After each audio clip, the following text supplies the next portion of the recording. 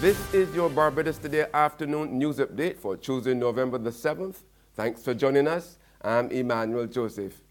International Business Minister Donville Ennis is strongly defending Barbados' reputation as a clean, well-run offshore financial jurisdiction in the wake of the release of the so-called Paradise Papers. Now, the papers, which contain more than 13 million leaked secret corporate files related to offshore law firm Appleby, have the tax and financial affairs of people including Queen Elizabeth II, politicians, and companies that reportedly invested or shared huge amounts of cash in so-called offshore tax havens. The papers also contain more than 500,000 files from the Singapore headquarters Asia City Trust, a family-run offshore specialist that has satellite offices from Samoa in the South Pacific to St. Kitts Sister Isle Nevis, as well as documents from the corporate registries in 19 tax havens, 12 of them in the Caribbean, including Barbados. Minister Ennis told reporters this morning on the sidelines of a regional workshop at the Radisson Aquatica Resort that Barbados simply does not facilitate tax evasion. We don't deny that there are jurisdictions that may facilitate tax evasion and some illicit activities. But Barbados, I must stress over and over again, is not that kind of domicile. We have never been a country that could justifiably earn a reputation being a tax haven. We do charge taxes for businesses in this entity, whether they're domestically, regionally, or internationally owned and controlled. And more importantly, we always strive to improve on our regulation of those entities that come into our space, domestic, regionally, or international. He further pointed out that jurisdictions like Barbados are often unfairly picked on despite stringent rules guarding the operations of the sector. To give the impression that places like Barbados is a tax haven is really an insult to common sense. I suspect that many of the folks who author these articles do not take the time out to read and to understand what domiciles like Barbados offer. And it's a constant battle. And it's not a battle for Donville Ennis, it was a battle for my predecessors, whether it be LP or DLP. And I suspect it will be a battle for anyone who comes after me in this position and for any of the public officers who live here. In other news, Barbados and its Caribbean neighbors are on top in the fight against the Zika infection. But Health Minister John Boyce warns that now is not the time for complacency. He was speaking at the launch of the two-day Zika workshop called Tech Camp at the Hilton, where participants from across the region will be looking at how technology can spread awareness about the disease. This year in Barbados, we've recorded 39 suspected cases of Zika, 3 of which have been confirmed, representing, of course, a significant decline from 2016. Since the latter half of the 1970s, outbreaks of arboviral diseases such as dengue fever have increased in North and South America and the Caribbean. Chikungunya surfaced in Barbados in 2014, and statistics for that year revealed some 1,851 suspected cases and 139 confirmed cases. Since then, the number of reported cases have dropped significantly. In 2015, for the period January to July, there were 63 suspected cases and 4 confirmed ones, while for the same period in 2016, there were 113 suspected cases and none were confirmed. This significant decline in the number of cases has not lulled us into any complacency, however, but it does demonstrate the fact that we are working as a region to make sure that we control the spread and the incidence of that disease. The operators of the public transport vehicles are anxious to hold talks with the island's insurance companies on the heels of news that premiums on all classes of insurance will rise.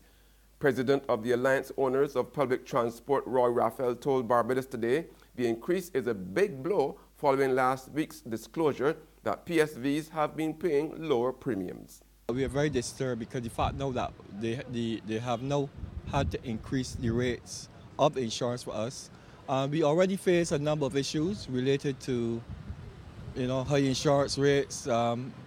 We yet to meet with the minister to reduce the cost on to give us duty-free concession and increase the bus fare at this stage. We will want to meet with the insurance companies as soon as possible, as I said earlier. We were told that it may have contributed to the fact that they have had a number of disasters within the Caribbean and where the insurance will have to raise because of that. But I did mention to you earlier that I don't see why we generally as an association or PSVs, even us generally represent taxis as well, that we should be able to face 10 to 15% increase and hike in insurance. I view that as ridiculous. In sports now, the proposed historic three-match T20 series between West Indies and Pakistan, scheduled for later this month, is now unlikely to come off before March next year. According to an official of the Pakistan Cricket Board, the series was expected to be postponed because of smog in Pakistan and the commitment of the leading West Indies players to the ongoing Bangladesh Premier League. The PCB source said the weather issue was also a serious one, with meteorological officials unable to say when the heavy fog over the city would ease. In addition, the series scheduled for late November clashed with the BPL, which started last weekend and wraps up on December 12th. As a result, several West Indies players are unavailable, including T20 captain Carlos Brathwaite, off-spinner Sunil Narine, and batsmen Marlon Samuels, Kieron Pollard, and Evan Lewis, who are all playing for various franchises in the T20 tournament. Additionally, West Indies are set to embark on a two-test tour of New Zealand later this month, followed by a three-match one-day series and a three-match T20, which starts late December and runs until January the 3rd. There's regional and international news after this short break. Join us from November 16th to 19th, 2017 for the Barbados Food and Rum Festival, where acclaimed Barbadian chefs and mixologists are joined by Chef Jean-Georges of the US, Chef Tom Akins of the UK, Chef Chris De La Rosa of Canada to create dining experiences to delight the senses. Visit ticketpal.com and all TicketPal locations to get your tickets, and visit foodandrum.com for more information.